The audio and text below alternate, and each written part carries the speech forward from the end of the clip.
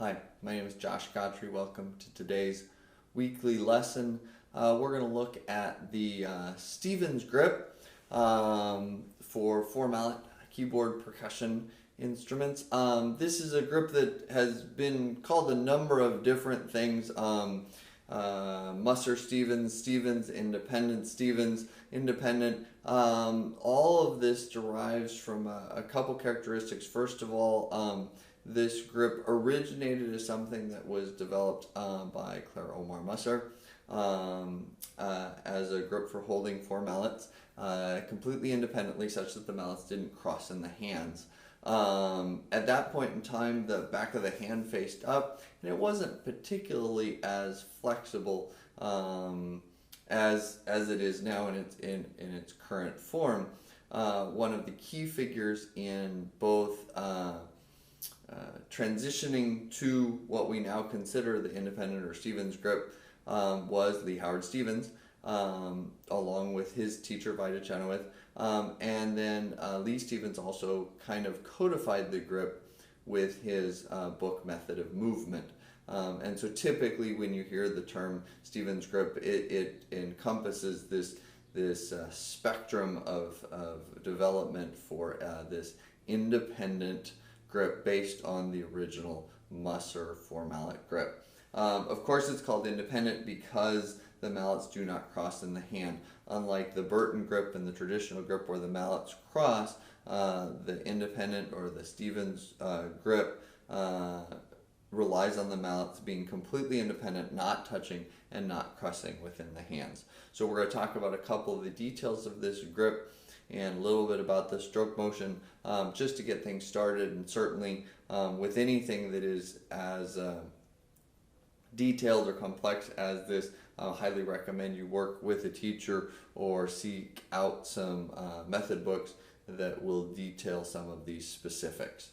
So with the Stevens grip, first of all, the thumb is going to be on top. Not unlike shaking hand or French grip for timpani or ride cymbal, this is a position where the thumb is going to remain on top. We're going to talk about the outside mallet first, then we'll deal with the inside mallet, put the two together, and we'll get the four-mallet grip. I'm going to do it mostly with my right hand, but I'll briefly demonstrate with my left hand as well as we go through the process. So the first thing, with the outside mallet, this is going to be held by the fourth finger and pinky, so your ring finger and pinky, and the mallet will enter the hand between the middle finger and the ring finger, and should have just maybe an eighth to a quarter of an inch of the mallet shaft remaining past the extension of the pinky. So it's very much on the edge of the mallet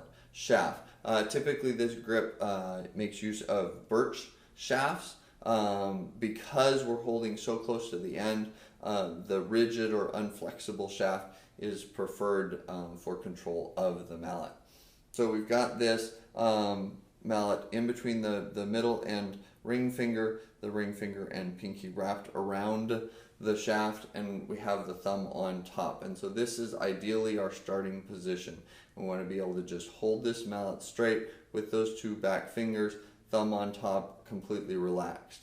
And then the next thing you'd want to do is just practice that stroke motion like this, like the handshaking motion on a keyboard, something like this. And again, the motion is all a pivot motion here, or a handshaking motion there, not a knocking motion like would be done for German grip, snare drum, or things like that. Okay, after you get that mallet in place, the next thing you want to do is place the inside mallet, the end of the mallet right in the center of the palm. You're going to then anchor that with the middle finger.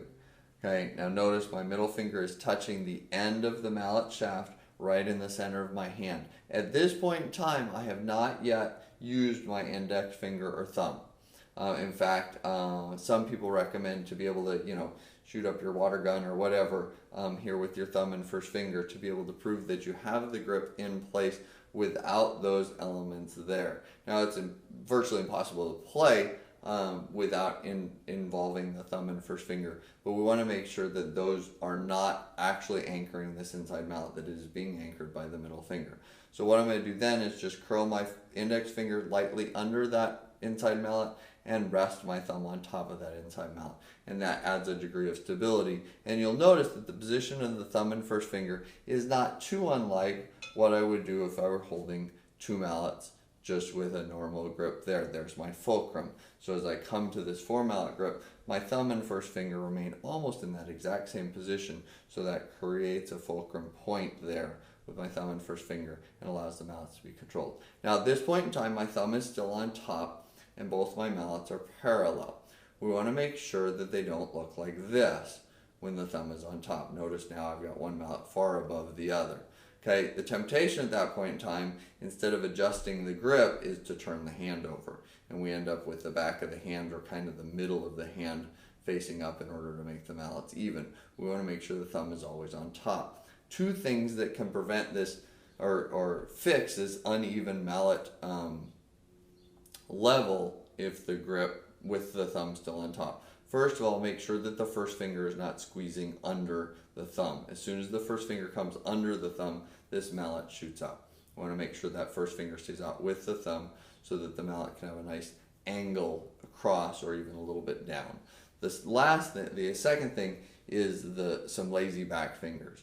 Okay, if my pinky finger and ring finger are lazy, this mallet's going to drop. If I squeeze those tight, all of a sudden that mallet comes back up. So I want to make sure that we have a nice firm grip with the ring finger and the pinky to allow that mallet to stay parallel and still have the thumb on top. Always fix the grip rather than turning the hand. Okay, always fix the grip rather than turning the hand. So once we have this, we want to take a nice simple interval like perfect fifths. I'm doing C to G, and be able to do that same motion we did with one mallet with both mallets.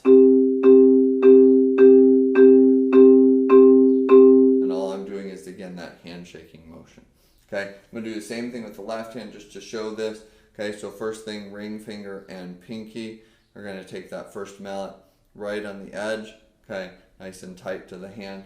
Then I'm going to take this inside mallet, put it right in the middle of the hand, put my middle finger on the base of that mallet. I've got my index finger and thumb not engaged yet, and that mallet's still stable. Go ahead and curl that first finger under, thumb on top, and then check and make sure that the mallets are parallel. Go ahead and practice that motion with perfect fifths. Here's C and G again.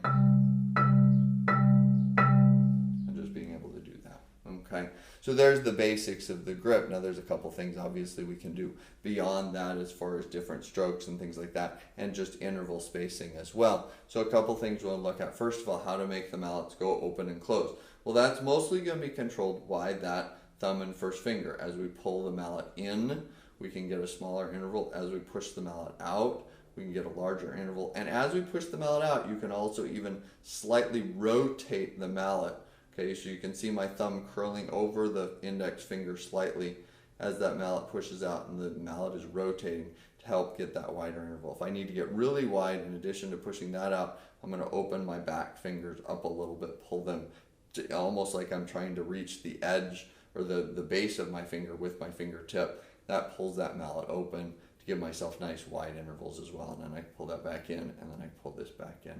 So it's really completely independent motion as far as the opening and closing. So once you get the grip comfortable and make sure those two mallets are parallel, you can get some basic strokes. You want to go ahead and practice just the opening and closing of the mallets and being comfortable with that position as well. Beyond that, you want to start getting into the different stroke types and isolated use or combined use of the mallets. This would be something, certainly if you want to study this in depth, taking advantage of Lee Stevens' Method of Movement book or some of the other Four-Mallet books that are out there would be great. The four terms that are commonly used for Four-Mallet strokes, double vertical, single independent, single alternating, and double lateral, were all codified in that Method of Movement book and are commonly used to describe different stroke patterns. So double vertical is what I started with, two mallets moving up and down. Okay, single independent is the idea of moving one mallet rotating on another mallet. So you're pivoting on one and playing with just a single mallet. That allows you to play, for example, single line scales and things like that. And typically that would use the inside mallet for hands together, but there are certain rare situations where one mallet, the outside mallet, might be used repeatedly, pivoting on that inside mallet.